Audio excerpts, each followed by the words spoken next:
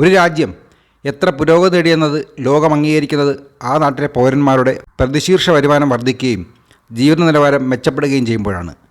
ലോകത്തിലെ പല വികസിത രാജ്യങ്ങളിലും ഉള്ളതിനേക്കാളും ജനസംഖ്യയുള്ള ഭാരതം ഉന്നതിയിലേക്കെത്താൻ അതിൻ്റേതായ സമയമെടുക്കുകയും ചെയ്യും. പക്ഷേ അങ്ങനെ ജനങ്ങളെയും നാടിനെയും ഉയർത്താൻ ഭരിക്കുന്നവർ എന്ത് ചെയ്യുന്നു, മുൻപ് ഭരിച്ചവർ എന്ത് ചെയ്തില്ല എന്നത് മനസ്സിലാക്കുകയാണ് പൊതുജനം ആദ്യം ചെയ്യേണ്ടത്. മോദി രാജ്യഭരണം ഏറ്റെടുക്കുമ്പോൾ ലോകത്തിൽ 11ാമത്തെ സാമ്പത്തിക സ്ഥിതിയിൽ നിന്ന് ഭാരതം ഇന്ന് 5ാം സ്ഥാനത്ത് എത്തി നിൽക്കുന്നത് ലോകം തന്നെ അംഗീകരിച്ച യാഥാർത്ഥ്യമാണ്. തൻ്റെ 3ാം ടൈമിൽ $5 ട്രില്യൺ എക്കണോമി നേടി 3ാം സ്ഥാനത്തെത്തുമെന്ന് മോദി വെറുതെ പറയുകയല്ല.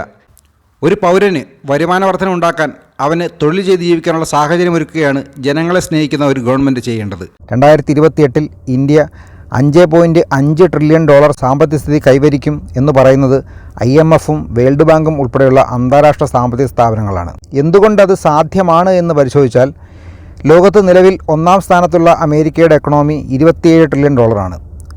ലോകത്ത് ആകെ GDPയുടെ 26%. 2ാം സ്ഥാനത്തുള്ള ചൈന $18 ട്രില്യൺ കൈവശം വെച്ച് GDPയുടെ 17% അലങ്കരിക്കുന്നു.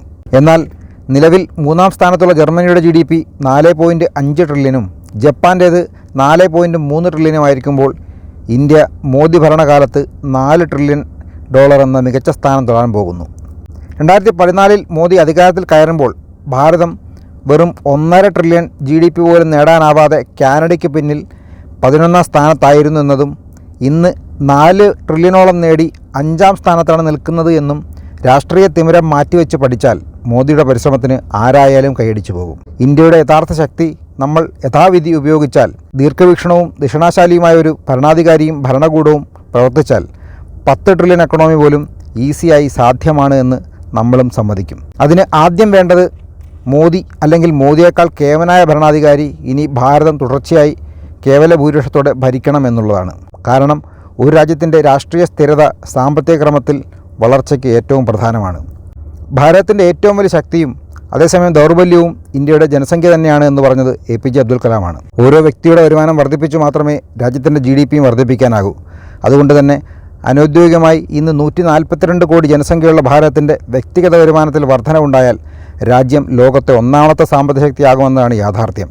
പക്ഷേ ആകെ ജനസംഖ്യയിൽ പകുതിയിലധികം ഇപ്പോഴും ദാരിദ്ര്യരേഖയ്ക്ക് താഴെ ആയതുകൊണ്ട് ഗവൺമെൻറ്റിൻ്റെ നികുതി വരുമാനം കുറയുകയും ലഭിക്കുന്ന നികുതി വരുമാനത്തിൽ വലിയൊരു ഭാഗം പാവപ്പെട്ട ജനങ്ങൾക്ക് ഭക്ഷണം നൽകാനും അവരെ സംരക്ഷിക്കാനും വീട് വയ്ക്കാനും സബ്സിഡികൾ നൽകാനുമായി ചെലവഴിക്കപ്പെട്ടു പോകുന്നതാണ് കാലങ്ങളായി നടക്കുന്നത്.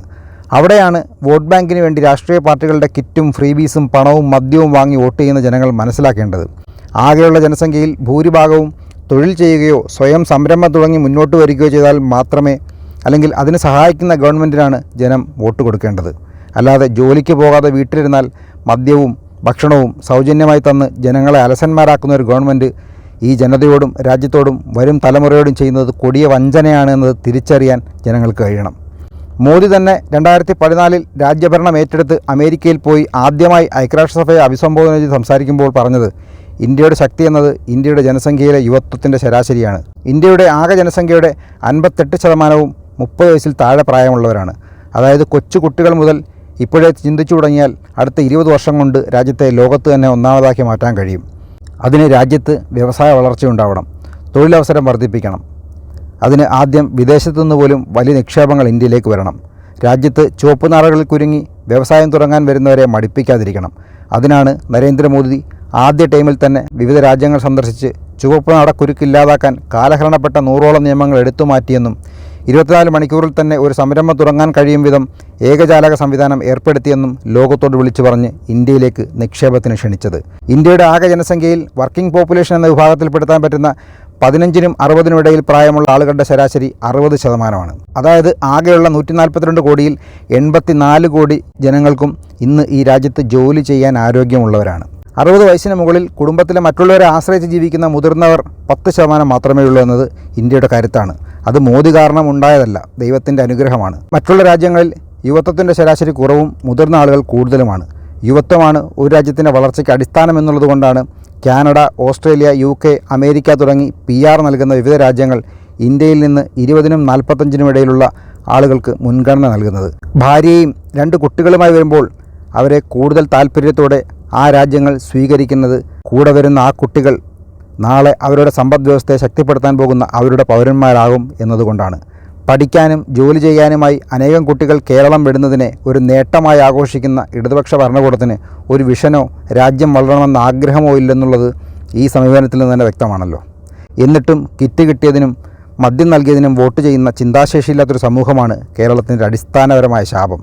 കടം കൂടുന്നതുകൊണ്ട് കേരള ഭരണം പിണറായി പോലും ആഗ്രഹിക്കുന്നില്ല എന്നൊക്കെ പറയുന്നവർ മനസ്സിലാക്കുക, രാജ്യമായാലും സംസ്ഥാനമായാലും ഇന്ന് വാങ്ങി ഉപയോഗിക്കുന്ന കടം വീട്ടുന്നത് 10-20 വർഷം കഴിഞ്ഞുള്ള ഭരണകൂടവും തലമുറയുമാണ്. ഉദാഹരണത്തിന് പിണറായി ഗവൺമെൻറ് വാങ്ങിയ കിഫ്ബി കടം വീട്ടാൻ തുടങ്ങേണ്ടത് 2031-ലാണ്. അന്ന് ആരാവും കേരളം ഭരിക്കുക എന്ന് ആലോചിക്കുക. പിണറായിക്കോ തോമസ് ഐസക്കിനോ KM മാണിക്കോ കടം വാങ്ങുന്ന ബാലഗോപാലിനോ ഒരു ബുദ്ധിമുട്ടും ഉണ്ടാകില്ല.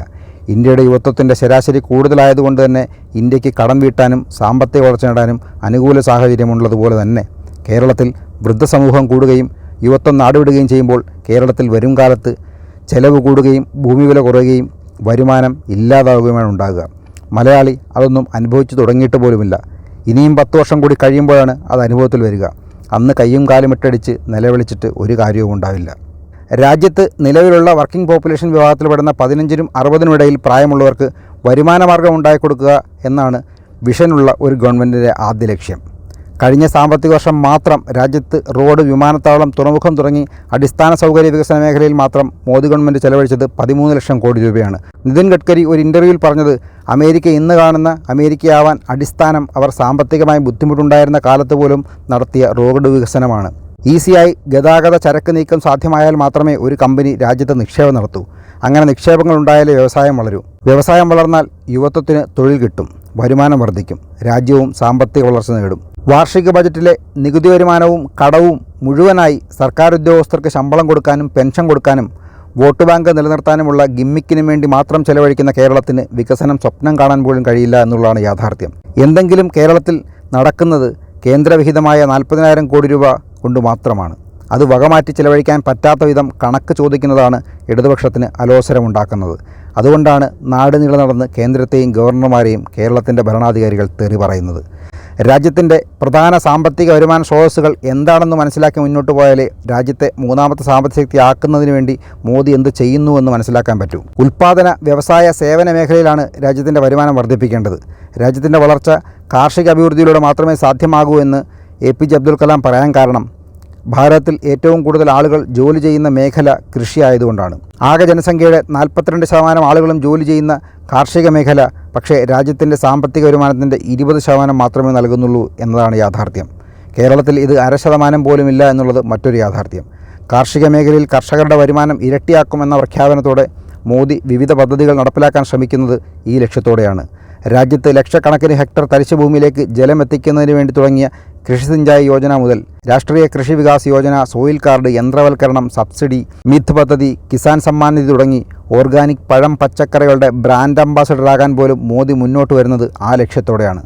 വടക്ക് കിഴക്കൻ മേഖലയിലെ വെറും 25 സീറ്റുകൾക്ക് വേണ്ടിയിട്ടല്ല, അവിടുത്തെ ജനങ്ങളുടെ ജീവിത നിലവാരം ഉയർത്താൻ ഓർഗാനിക് ഫാമിങ്ങും ടൂറിസവും പ്രോത്സാഹിപ്പിക്കാനാണ് നോർത്ത് ഈസ്റ്റിന് വേണ്ടി ഒരു മന്ത്രിയും വിവിധ റോഡ്, റെയിൽ, ആകാശ കണക്ടിവിറ്റി സൗകര്യങ്ങളും അവിടെ നടപ്പിലാക്കാൻ മോദി ശ്രമിക്കുന്നത്. കാർഷിക മേഖലയ്ക്ക് വേണ്ടി മോദി നടപ്പിലാക്കിയ പദ്ധതികളെക്കുറിച്ച് ഒരു വീഡിയോ പൂർണ്ണമായി മുമ്പ് ചെയ്തിട്ടുണ്ട്. അത് കാണാൻ ആഗ്രഹമുള്ളവർക്ക് വേണ്ടി ഡിസ്ക്രിപ്ഷൻ ബോക്സിൽ അതിൻ്റെ ലിങ്ക് കൊടുത്തിട്ടുണ്ട്. രാജ്യത്ത് കാർഷിക അഭിവൃദ്ധി ഉണ്ടാകാൻ കൃഷി മേഖലയിലേക്ക് സ്വകാര്യ സംരംഭകർക്ക് താൽപ്പര്യം ഉണ്ടാക്കാനും അതുവഴി കർഷകർക്ക് വരുമാന വർധന ഉണ്ടാക്കാനുമാണ് മോദി കാർഷിക ബിൽ കൊണ്ടുവന്നത്. പാവം കർഷകരെ മോദിയുടെ യഥാർത്ഥ ലക്ഷ്യം മനസ്സിലാക്കിക്കാൻ BJP പരാജയപ്പെട്ടപ്പോൾ കാർഷിക അഭിവൃദ്ധി ഉണ്ടായാൽ രാജ്യത്തിനുണ്ടാകാൻ പോകുന്ന വളർച്ച നമ്മളെക്കാൾ നന്നായി അറിയാവുന്ന മോദി വിരുദ്ധ ലോബി കർഷകരിൽ ചിലരെ ഉപയോഗിച്ച് സമരം നടത്തി ആ ബിൽ പിൻവലിപ്പിച്ചു. ഒരുപക്ഷെ ഈ തീസര ടൈമിൽ പുതുക്കിയ കാർഷിക ബിൽ വീണ്ടും വന്നേക്കാം. കാരണം അത് രാജ്യ പുരോഗതിക്കും കർഷകരുടെ വരുമാന വർധനവിനും അത്യാവശ്യം തന്നെയാണെന്ന് മോദിക്കറിയാമല്ലോ. രാജ്യത്തെ ജനസംഖ്യയുടെ 25% ആളുകൾ ജോലി ചെയ്യുന്ന വ്യവസായ മേഖല GDPക്ക് നൽകുന്ന സംഭാവന 25%. പക്ഷേ അതിൽ പോലും 14% സംഭാവന നൽകുന്നത് കൺസ്ട്രക്ഷൻ, റിയൽ എസ്റ്റേറ്റ് മേഖലയാണ്. മാനുഫാക്ചറിംഗ് ഇൻഡസ്ട്രി അഥവാ ഉൽപ്പാദന മേഖലയിൽ വരുമാന വർധന ഉണ്ടായാലേ രാജ്യത്ത് വ്യവസായ പുരോഗതിയും കയറ്റുമതിയിൽ വർധനവും ഉണ്ടാകും. ലോകത്ത് ആവശ്യമുള്ള സാധനങ്ങളുടെ 18% നിർമ്മിച്ച് കയറ്റുമതി ചെയ്യുന്ന ചൈനയ്ക്ക് മുൻപിൽ ഇന്ത്യയുടെ ഉൽപ്പാദന കയറ്റുമതി കേവലം 1-2% മാത്രമാണ് ഇപ്പോഴും. അവിടെയാണ് Mudra, PMEGP, startup India, standup India, making India തുടങ്ങിയ പദ്ധതികൾ മോദി കൊണ്ടുവന്നതും അതിൽ തന്നെ ഉൽപ്പാദന സേവന മേഖലയ്ക്ക് ലോൺ കൂടുതൽ കൊടുക്കുന്നതും. താഴേക്കിടയിൽ കുടുംബശ്രീയിൽ പോലും ഉൽപ്പാദന മേഖലയ്ക്ക് പ്രാധാന്യം നൽകാൻ മോദി ശ്രമിക്കുന്നതും അതിനു വേണ്ടിയിട്ടാണ്.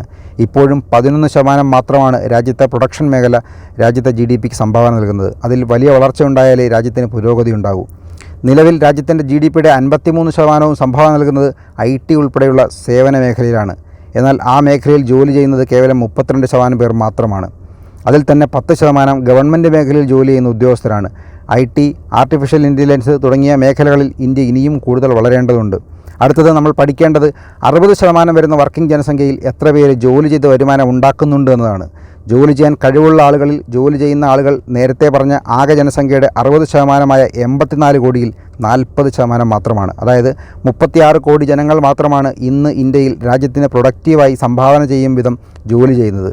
തൊഴിലവസരം ഇല്ലാത്തത് ഗവൺമെൻറ്റിൻ്റെ നയങ്ങളിലുള്ള പ്രശ്നങ്ങൾ കൊണ്ട് തന്നെയാണ്. പക്ഷേ അതിന് മോദി മാത്രമായിരുന്നു ഉത്തരവാദി എന്നാണ് എൻ്റെ ചോദ്യം. ഈ രാജ്യം കാലങ്ങളായി ഭരിച്ച ആളുകൾക്ക് ഇതിൽ നിന്ന് മാറി നിൽക്കാൻ കഴിയുമോ? രാജ്യത്തെ തൊഴിലില്ലായ്മ ഇന്ന് വെറും 7% മാത്രമാണ്. എന്നാൽ അതിനെക്കുറിച്ച് വിശദമായി പഠിച്ചാൽ തൊഴിൽ ചെയ്യാതെ നിൽക്കുന്ന ആളുകളിൽ 18% ഡിഗ്രി വരെ പഠിച്ച ആളുകളാണ്. +2 വിദ്യാഭ്യാസം മാത്രമുള്ളതിൽ 8% പേർക്കാണ് രാജ്യത്ത് ജോലിയില്ലാത്തത്. അതേസമയം 10ാം ക്ലാസ് വിദ്യാഭ്യാസം മാത്രമുള്ളതിൽ വരുമാനമാർഗ്ഗമില്ലാത്തത് കേവലം 3% മാത്രമാണ്. അടിസ്ഥാന വിദ്യാഭ്യാസം പോലും ഇല്ലാത്തവരിൽ വരുമാനമില്ലാത്തത് കേവലം 1.5% ആളുകൾക്ക് മാത്രമാണ്. അതായത് അടിസ്ഥാന വിദ്യാഭ്യാസമില്ലാത്ത 98% കൂടുതൽ ആളുകളും ശ്രമിക്കുന്നുണ്ട് എന്നറിയുമ്പോഴാണ് മനസ്സിലാക്കേണ്ടത് വിദ്യാഭ്യാസമുള്ളവരുടെ വൈറ്റ് കോളർ ഭ്രമം തൊഴിലില്ലായ്മയ്ക്ക് ഒരു ഉദാഹരണമാണ് എന്നുള്ള സത്യം. ഉദാഹരണം പറഞ്ഞാൽ ദേശീയ തൊഴിലില്ലായ്മ ശരാശരി 7% മാത്രമുള്ളപ്പോൾ കേരളത്തിലെ തൊഴിലില്ലായ്മ ശരാശരി 14%. എന്നാൽ വിദ്യാഭ്യാസം കുറവുള്ള ആളുകളുടെ ഗൾഫാണ് കേരളം താനും. വ്യത്യാസം ഇത് കാണുന്ന ആളുകൾക്ക് മനസ്സിലായി കാണുമെന്ന് കരുതുന്നു. മറ്റൊരു കാര്യം സാമൂഹികമായ ചുറ്റുപാടുകൾ, അതായത് ജാതി മത വേലികൾ ചിലരെ ജോലി ചെയ്യുന്നതിൽ നിന്ന് പിന്നോട്ടടുപ്പിക്കുന്നുണ്ട് എന്നുള്ളതാണ്. ഉദാഹരണം പറഞ്ഞാൽ ഉത്തരേന്ത്യയിൽ സവർണ വരേണ്യ വിഭാഗവും യാഥാസ്ഥിക മുസ്ലിം വിഭാഗം കേരളത്തിലും സ്ത്രീകളെ ജോലിക്ക് വിടുന്നതിലും പഠിപ്പിക്കുന്നതിലും വിമുഖത കാണിക്കുന്നു.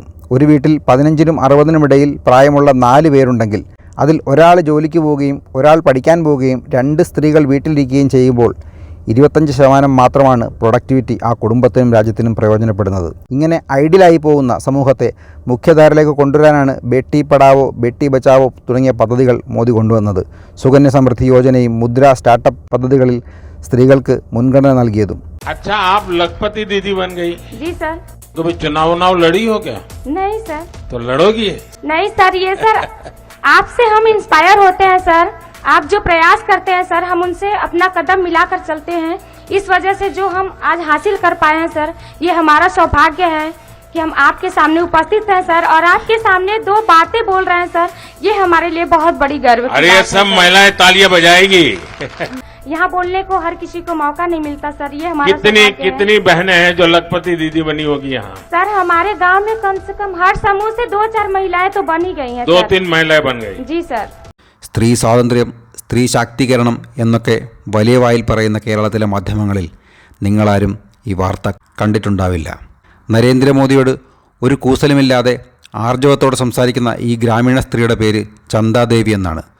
ഉത്തർപ്രദേശിലെ വാരണാസി മണ്ഡലത്തിലെ ഒരു ചെറിയ ഗ്രാമത്തിൽ നിന്നാണ് ഈ സ്ത്രീ സംസാരിക്കുന്നത്. നരേന്ദ്രമോദി എന്ന പ്രധാനമന്ത്രി ഗ്രാമീണ സ്ത്രീകളുടെ മുന്നേറ്റത്തിനു വേണ്ടി നടപ്പിലാക്കിയ ഒരു പദ്ധതി കാരണമാണ് അവർ ഇന്ന് ലക്ഷാധിപതിയും പ്രശസ്തയുമായത്. രാജ്യത്താകെ ഗ്രാമപ്രദേശങ്ങളിൽ ജീവിക്കുന്ന കുറഞ്ഞത് 2 കോടി കുടുംബങ്ങളിലെങ്കിലും ഒരു ലക്ഷാധിപതിയായ വനിത ഉണ്ടാവുക എന്ന ലക്ഷ്യത്തോടെ പ്രധാനമന്ത്രി നരേന്ദ്രമോദി നടപ്പിലാക്കിയ പദ്ധതിയാണ് ഡ്രോൺ ദീദി പ്രോഗ്രാം. 2023 സ്വാതന്ത്ര്യദിനത്തിൽ ചെങ്കോട്ടയിൽ നരേന്ദ്രമോദിയാണ് ഈ പദ്ധതി പ്രഖ്യാപിച്ചത്. കാർഷിക മേഖലയിൽ സാങ്കേതിക വൈദഗ്ധ്യം ഉപയോഗിക്കുന്നത് ത്വരിതപ്പെടുത്തുന്നതിൻ്റെ ഭാഗമായി കാർഷിക വൃത്തിയിൽ പല മേഖലയിൽ ഡ്രോൺ ഉപയോഗിക്കാനും അതിനുവേണ്ടി രാജ്യത്തെ കുടുംബശ്രീ പോലെയുള്ള സ്വയം സഹായ സംഘങ്ങളിലെ സ്ത്രീകൾക്ക് പരിശീലനം നൽകാനും നരേന്ദ്രമോദിയാണ് പ്രഖ്യാപിച്ചത്. അദ്ദേഹം അത് പ്രഖ്യാപിക്കുക മാത്രമല്ല നടപ്പിലാക്കുകയും ചെയ്തു. രാജ്യത്തെ വിവിധ വനിതാ സ്വയം സഹായ സംഘങ്ങളിലെ സ്ത്രീകൾക്ക് ഡ്രോൺ നൽകുകയും അതുപയോഗിച്ച് കീടനാശിനി തളിക്കാനും വിളകളിൽ വളം തളിക്കാനും കൃഷിയുമായി ബന്ധപ്പെട്ട വിവരങ്ങൾ ശേഖരിക്കാൻ വീഡിയോ പകർത്താനും ചിത്രങ്ങളെടുക്കാനും മറ്റുള്ള പരിശീലനങ്ങൾ നൽകുകയും ചെയ്തു. അങ്ങനെ പരിശീലനം ലഭിച്ച ആളുകൾ ഇന്ന് ഗവൺമെൻറ്റിൻ്റെ ഭാഗമായി വിവിധ ജോലികൾ ചെയ്യുന്നു. രാജ്യത്താകെ ഗ്രാമപ്രദേശങ്ങളുടെ വില്ലേജ് മാപ്പിംഗ് തയ്യാറാക്കുന്ന പദ്ധതിയായ സ്വമിത്വ എന്ന പദ്ധതിയെക്കുറിച്ച് നമ്മൾ മുമ്പ് സംസാരിച്ചിട്ടുണ്ട്. അത്തരം പദ്ധതിയുടെ ഭാഗമായി വില്ലേജ് മാപ്പിങ്ങിനും ഡ്രോൺ ഉപയോഗിക്കാൻ ഇത്തരം പരിശീലനം ലഭിച്ച സ്ത്രീകളെയാണ് ഗവൺമെൻറ് ഇന്ന് ഉപയോഗിക്കുന്നത്. ഓരോ ഗ്രാമങ്ങളിലും ഇത്തരം പരിശീലനത്തിൽ വിജയം കൈവരിച്ച വനിതകൾക്ക് ഗവൺമെൻറ് തന്നെയാണ് ഡ്രോൺ നൽകുന്നത്. 80% ഡ്രോണിന് ചിലവാകുന്ന തുകയും ഗവൺമെൻറ് സബ്സിഡിയായി നൽകുകയും 20% മാത്രം ബാങ്ക് ലോൺ ഉപയോഗപ്പെടുത്തി അവർക്ക് നൽകുകയും ചെയ്യുന്നു. സൗജന്യ പരിശീലനം നൽകിയതിനു ശേഷം അതാത് ഗ്രാമപ്രദേശങ്ങളിലെ കൃഷി ആവശ്യങ്ങൾക്കും ഗവൺമെൻറ്റിൻ്റെ ആവശ്യങ്ങൾക്കുമൊക്കെ സഹായികളായി ഇത്തരം വനിതകളെ നിയമിച്ച് അവർക്ക് വരുമാനം നൽകിയാണ് അവരെ ലക്ഷാധിപതിയാക്കുന്നത്. നമ്മളിപ്പോൾ കണ്ട വാരണാസിയിലെ ചന്ദാദേവി പറയുന്നത് അവരുടെ ഗ്രാമത്തിൽ തന്നെ 4 വനിതകൾ ഈ പദ്ധതി പ്രകാരം ലക്ഷാധിപതി ആയെന്നാണ്. ഈ രാജ്യത്താകെ ഗ്രാമീണ മേഖലകളിലെ കുറഞ്ഞത് 2 കോടി വനിതകളെങ്കിലും ഈ രീതിയിൽ ഈ പദ്ധതി പ്രകാരം ലക്ഷാധിപതി ആകണമെന്നാണ് നരേന്ദ്രമോദി ലക്ഷ്യം വെക്കുന്നത്. ഒപ്പം ന്യൂനപക്ഷ വിഭാഗത്തിൽപ്പെട്ട ആളുകളെ വീട്ടിൽ നിന്ന് മുഖ്യധാരയിലേക്ക് കൊണ്ടുവരാനാണ് വിവിധ സ്കോളർഷിപ്പുകൾ നൽകുന്നതും മുത്തലാഖ് നിർത്തലാക്കൽ പോലെയുള്ള സ്ത്രീ ശാക്തീകരണം ചെയ്യുന്നതും. അല്ലാതെ മുസ്ലിം മതവിഭാഗം ആരോപിക്കും പോലെ മതത്തിലിടപെടാൻ മോദി ശ്രമിക്കുന്നതല്ല. ഒപ്പം തീവ്ര ഹിന്ദു വിഭാഗം പറയുന്ന പോലെ മുസ്ലിം വിഭാഗത്തിൻ്റെ വോട്ട് കിട്ടാൻ വേണ്ടി മോദി വോട്ട് ബാങ്ക് നാടകം കളിക്കുന്നതുമല്ല. അദ്ദേഹത്തിൻ്റെ മനസ്സിൽ രാജ്യത്തിൻ്റെ വളർച്ച മാത്രമാണുള്ളത് എന്ന് വിശദമായി മനസ്സിലാക്കുമ്പോഴാണ് അദ്ദേഹത്തിനോടുള്ള ആരാധന വീണ്ടും വീണ്ടും കൂടുതൽ തോന്നിപ്പോകുന്നത്. പിന്നീട് ചെയ്യേണ്ടത് നമ്മുടെ വരുമാന ചോർച്ച കുറയ്ക്കുക എന്നുള്ളതാണ്. രാജ്യം ഏറ്റവും കൂടുതൽ പണം ചിലവാക്കുന്നത് ഇന്ധനം പുറത്തു നിന്ന് വാങ്ങുന്നതിനാണ്. അതൊഴിവാക്കാനാണ് മോദി റിന്യൂവബിൾ എനർജിക്ക് വേണ്ടി സംസാരിക്കുന്നത്. സോളാർ രാജ്യങ്ങളുടെ കൂട്ടായ്മയുണ്ടാക്കി അതിൻ്റെ അധ്യക്ഷനായിരിക്കുന്നത്, ഇലക്ട്രിക് വാഹനങ്ങളുടെ വിപ്ലവത്തിന് തുടക്കം കുറിച്ചത്, നാളത്തെ ഹൈഡ്രജൻ ഇന്ധനത്തെക്കുറിച്ച് സംസാരിക്കുന്നത്, കാശ്മീരിൽ ലിഥിയം മൈനിങ് തുടങ്ങുന്നത്, അദാനി പോലുള്ള വ്യവസായികൾ അത് മനസ്സിലാക്കിയിട്ടാണ് ഗ്രീൻ എനർജി ബിസിനസ് വ്യാപകമാക്കി അവസരം മുതലെടുക്കുന്നത്. അതിന് മോദി അദാനിയെ സഹായിക്കുന്നുവെന്ന് കുറ്റം പറയാതെ കൂടുതൽ ആളുകൾ ആ അവസരം ഉപയോഗിച്ച് അദാനിയും അംബാനിയും ആകാൻ ശ്രമിക്കുകയാണ് വേണ്ടത്. ഒരു കാര്യം തീരുമാനിച്ചാൽ അത് നടപ്പിലാക്കാൻ വേണ്ടി മോദി പോകുന്ന വഴി ഏതറ്റം വരെയുമാണ്. 10 വർഷം മുമ്പ് വരെ ഒരു ബാങ്കിൽ അക്കൗണ്ട് എടുക്കാൻ ഒരാൾക്ക് ആ ബാങ്കിൽ അക്കൗണ്ടുള്ള 2 പേരുടെ പരിചയപ്പെടുത്തുന്ന സർട്ടിഫിക്കറ്റും ഫോട്ടോയും വരുമാനവും മിനിമം ബാലൻസും കൂടാതെ വലിയ ക്യൂ നിൽക്കുകയും വേണ്ടിയിരുന്ന ഒരു കാലത്ത് നിന്നാണ് ആധാർ കാർഡും മൊബൈൽ നമ്പറുമായി ബന്ധിപ്പിച്ച് ഇന്ന് 0 ബാലൻസിൽ ആർക്കും അക്കൗണ്ട് എടുക്കാൻ കഴിയുന്ന ജൻധൻ യോജന എന്ന പദ്ധതി മോദി നടപ്പിലാക്കിയത്.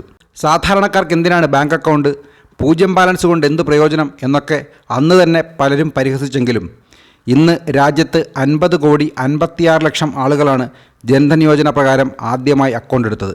കേരളത്തിൽ മാത്രം 61 ലക്ഷം ജൻധൻ യോജന അക്കൗണ്ടുകളുണ്ട്. 0 ബാലൻസിൽ ഏതൊരാൾക്കും പദ്ധതി പ്രകാരം അക്കൗണ്ട് ഓപ്പൺ ആകുമ്പോൾ 2 ലക്ഷം രൂപയുടെ അപകടമരണ ഇൻഷുറൻസ് കൂടി ഒരു പൗരന് മോദി ഗവൺമെൻറ് ആദ്യ വർഷം സൗജന്യമായി നൽകുന്നു. കൂടാതെ 10,000 രൂപയുടെ ഓവർ ഡ്രാഫ്റ്റ് സൗകര്യവും അക്കൗണ്ട് ഉടമയ്ക്ക് ലഭിക്കുന്നു.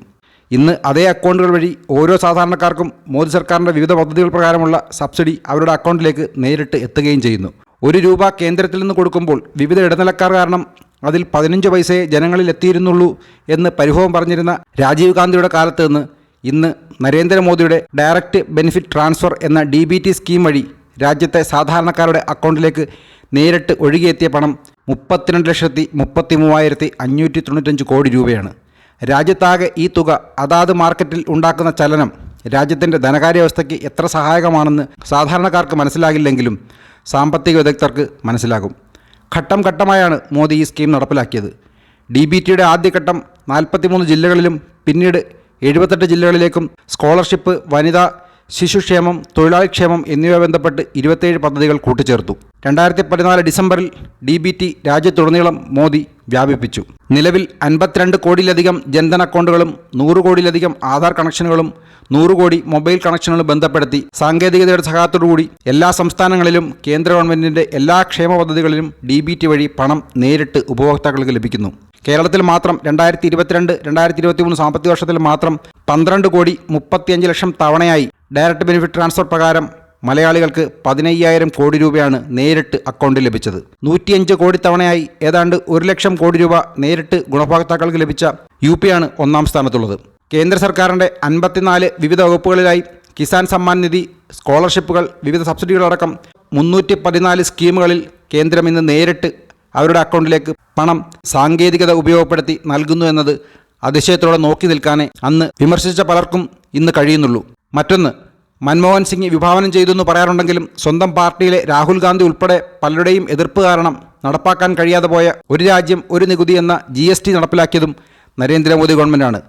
GST നിലവിൽ വന്നതിന് ശേഷം ഇതുവരെ ഗവൺമെൻറ് ലഭിച്ച ആകെ വരുമാനം ഏതാണ്ട് 86 ലക്ഷം കോടി രൂപയാണ്. അതിൻ്റെ 50%, അതായത് 43 ലക്ഷം കോടി രൂപ രാജ്യത്തെ സംസ്ഥാനങ്ങളിലേക്ക് തിരികെ പണമായി മോദി ഗവൺമെൻറ് പമ്പ് ചെയ്തു എന്നതുകൂടി നമ്മൾ അറിയണം. കഴിഞ്ഞ 6 വർഷം കൊണ്ടുള്ള GST പിരിവിൻ്റെ മാത്രം കണക്കാണിത്. GST നിലവിൽ വന്നതിന് ശേഷം കേരളത്തിന് പുറത്തുനിന്നുള്ള IGST അടക്കം കേന്ദ്രം കേരളത്തിൻ്റെ പേരിൽ പിരിച്ചെടുത്തത് കേരള സർക്കാരിൻ്റെ ഔദ്യോഗിക രേഖകൾ പ്രകാരം തന്നെ 1.81 ലക്ഷം കോടി രൂപയാണ്. കേന്ദ്രത്തിന് ആകെ ലഭിച്ച 86 ലക്ഷം കോടി രൂപയുടെ വെറും 1.5% മാത്രം. എന്നിട്ടാണ് മലയാളികളിൽ ചില വിഡ്ഢികൾ പറയുന്നത് കേരളത്തിൻ്റെ വരുമാനം കൊണ്ടാണ് ഭാരതം നിലനിൽക്കുന്നതെന്ന്. ഉത്തർപ്രദേശൊക്കെ കഞ്ഞി കുടിക്കുന്നത് കേരളത്തിൻ്റെ നികുതിപ്പണം കൊണ്ടാണ് എന്നൊക്കെയാണ് ചിലർ പറയുന്നത്. എന്തൊരു പരിഹാസ്യമായ വാദമാണെന്ന് ഈ കണക്ക് മനസ്സിലാകുന്നവർക്ക് തിരിച്ചറിയാൻ പറ്റും. കേരളത്തിൽ നിന്ന് ലഭിച്ച ഈ 1.81 ലക്ഷം കോടി രൂപയുടെ പകുതി 90,557 കോടി രൂപ കേരളത്തിന് 50% വിഹിതമായി കേന്ദ്രം നൽകുകയും ചെയ്തു. കൂടാതെ നികുതി പിരിവിൽ കുറവുണ്ടായാൽ നികത്തുന്ന GST കോമ്പൻസേഷൻ എന്ന പേരിൽ 30,000 കോടി രൂപ കൂടി കേന്ദ്രം കേരളത്തിന് കഴിഞ്ഞ 6 വർഷത്തിൽ കൊടുത്തു. കൃത്യമായി പറഞ്ഞാൽ 29,226 കോടി രൂപ. ഈ കണക്ക് നിങ്ങളീ കാണുന്ന കേരള സർക്കാരിൻ്റെ ഔദ്യോഗിക റവന്യൂ വകുപ്പിൻ്റെ വെബ്സൈറ്റിലുള്ളതാണ്. ഒന്ന് ആലോചിച്ച് നോക്കൂ, എങ്ങനെയൊക്കെ കള്ളം പറഞ്ഞാണ് കേരളം ഈ ഡൽഹി സമരനാടകം നടത്തുന്നതെന്ന്. അടുത്തത്, ധനവകുപ്പിൻ്റെ കീഴിലല്ലെങ്കിൽ പോലും സാധാരണക്കാരിലേക്ക് ബാങ്കുകൾ കൂടുതൽ അടുപ്പിക്കുന്നതിന് വേണ്ടി രാജ്യത്തെ പോസ്റ്റ് ഓഫീസുകളെ ബാങ്കിംഗ് സേവനം കൂടി നൽകുന്ന സ്ഥാപനമാക്കിയുള്ള മോദി സർക്കാരിൻ്റെ വലിയ പരിവർത്തനമാണ്. അത്തരത്തിൽ 1,36,269 ബാങ്കുകളാണ് ഗ്രാമീണ മേഖലയിൽ പുതുതായി ജനങ്ങൾക്ക് ഗുണപ്രദമായത്. പോസ്റ്റ് ഓഫീസ് ബാങ്കിനെക്കുറിച്ച് വിശദമായൊരു വീഡിയോ പിന്നീട് ചെയ്യാം. ഈ ബാങ്കിംഗ് സ്ഥാപനങ്ങൾ വഴി ജനങ്ങൾക്ക് സ്വയം തൊഴിൽ ചെയ്ത് ജീവിക്കാൻ മോദി ഗവൺമെൻറ് നടപ്പിലാക്കിയ മുദ്ര, സ്റ്റാർട്ടപ്പ്, സ്വനിധി തുടങ്ങിയ പദ്ധതികൾ കൂടി നോക്കാം. 43 കോടിയിൽ പരം മുദ്രാ ലോണുകളാണ് രാജ്യത്താകെ അനുവദിച്ചത്. എല്ലാ സംരംഭങ്ങളും വിജയിച്ച് കാണില്ല എങ്കിലും അതുകൊണ്ട് എത്ര പേര് ജീവിക്കുന്നു എന്ന് ചിന്തിക്കുക. കൃത്യമായി പറഞ്ഞാൽ 43,57,60,641 അപേക്ഷകർക്കായി രാജ്യത്താകെ വിതരണം ചെയ്തത് 25 ലക്ഷം കോടി രൂപയാണ്. കേരളത്തിൽ മാത്രം 91,200 കോടി രൂപയാണ് മുദ്രാ ലോൺ പ്രകാരം വിതരണം ചെയ്തത്. 1,40,00,000 ആളുകൾക്കാണ് കേരളത്തിൽ ഇത് പ്രയോജനപ്പെട്ടത്. മറ്റൊരു പദ്ധതിയായ സ്റ്റാൻഡപ്പ് ലോൺ രാജ്യത്താകെ 22,000 കോടി രൂപ ഏതാണ്ട് 2 ലക്ഷം ബിസിനസ് സംരംഭങ്ങൾക്ക് മാത്രം നൽകി. കേരളത്തിൽ 7,600 ഗുണഭോക്താക്കൾക്ക് 740 കോടി രൂപയാണ് സ്റ്റാൻഡപ്പ് പദ്ധതി പ്രകാരം മോദി ഗവൺമെൻറ് നൽകിയത്. മറ്റൊരു പദ്ധതിയായ സ്റ്റാർട്ടപ്പ് ഇന്ത്യ പദ്ധതി പ്രകാരം രാജ്യത്ത് പുതുതായി തുടങ്ങിയത് ഏതാണ്ട് 1 ലക്ഷം പുതിയ സംരംഭങ്ങളാണ്. കൃത്യമായി പറഞ്ഞാൽ 99,380. അതേസമയം തന്നെ തെരുവ് കച്ചവടക്കാരെ സഹായിക്കാൻ ഈടില്ലാതെ ലോൺ നൽകുന്ന PM സ്വനിധി രാജ്യത്താകെ 57 ലക്ഷം പേർക്ക് ലഭിച്ചു. അതിൽ കേരളത്തിൽ 70,000 തെരുവ് കച്ചവടക്കാരാണ് പദ്ധതി ഉപയോഗപ്പെടുത്തി ലോൺ വാങ്ങിയത്. മറ്റൊരു പ്രധാന കാര്യം ഗവൺമെൻറ് ചെയ്യേണ്ടത് സാധാരണക്കാരായ ജനങ്ങൾക്ക് വിവിധ ഇൻഷുറൻസ് സ്കീമുകളും ചെറിയ സമ്പാദ്യ പദ്ധതികൾക്കും അവസരമൊരുക്കുക എന്നുള്ളതാണ്. ആയുഷ്മാൻ ഭാരത് എന്ന സൗജന്യ ചികിത്സാ സ്കീം പ്രകാരം രാജ്യത്താകെ 45 കോടി പേരാണ് 1 രൂപ പോലും പ്രീമിയത്തിന് മുടക്കാതെ 5 ലക്ഷം രൂപയുടെ സൗജന്യ ചികിത്സ ലഭിക്കുന്ന പദ്ധതിയിൽ അംഗമായത്. 28 കോടി ആളുകളാണ് ആയുഷ്മാൻ ഭാരതി പദ്ധതി ഉപയോഗപ്പെടുത്തി രാജ്യത്ത് സൗജന്യ ചികിത്സ നേടിയത്. കേരളത്തിലാകെ 75 ലക്ഷം പേരാണ് ഈ പദ്ധതി ഉപയോഗപ്പെടുത്തി സൗജന്യ ചികിത്സ നേടിയത്. പ്രധാനമന്ത്രിയുടെ വിവിധ ഇൻഷുറൻസ് സ്കീമുകൾ നോക്കിയാൽ വർഷം വെറും 20 രൂപ മാത്രം പ്രീമിയം നൽകി അപകടം മൂലമുള്ള മരണത്തിനോ വൈകല്യത്തിനോ 2 ലക്ഷം രൂപ വരെ ഇൻഷുറൻസ് പരിരക്ഷ വാഗ്ദാനം ചെയ്യുന്ന ഇൻഷുറൻസ് പദ്ധതിയാണ് പ്രധാനമന്ത്രി ജീവൻ ജ്യോതി ബീമാ യോജന. ആദ്യം ഇത് വർഷം 12 രൂപ മാത്രം അടച്ചാൽ മതിയായിരുന്നു. രാജ്യത്താകെ ഈ പദ്ധതി പ്രകാരം അംഗമായത് 41 കോടി ആളുകളാണ്. കേരളത്തിൽ നിന്ന് മാത്രം 88 ലക്ഷം പേരാണ് ഈ പദ്ധതിയിൽ അംഗമായത്. ഇനി ഏത് കാരണത്താൽ മരണപ്പെട്ടാലും 2 ലക്ഷം രൂപ ലൈഫ് ഇൻഷുറൻസ് പരിരക്ഷ വാഗ്ദാനം ചെയ്യുന്ന മറ്റൊരു പദ്ധതിയാണ് പ്രധാനമന്ത്രി ജീവൻ ജ്യോതി യോജന.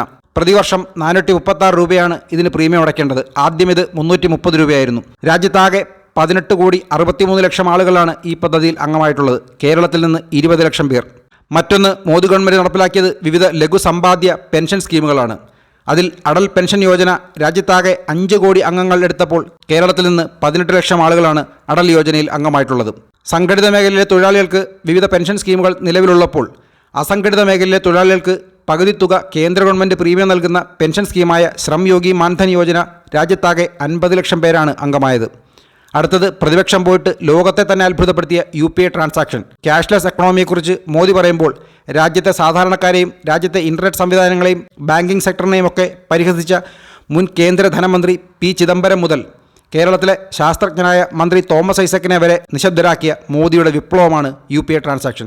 ഇന്ന് ലോകത്തിൽ ഏറ്റവും കൂടുതൽ ഡിജിറ്റൽ ട്രാൻസാക്ഷൻ നടത്തുന്ന രാജ്യമായി ഭാരതം 2023 നവംബറിൽ മാറിയെന്നതും രാജ്യത്തെ ധന ഇലക്ട്രോണിക്സ് വകുപ്പുകളുടെ സംയുക്ത നേട്ടമാണ്.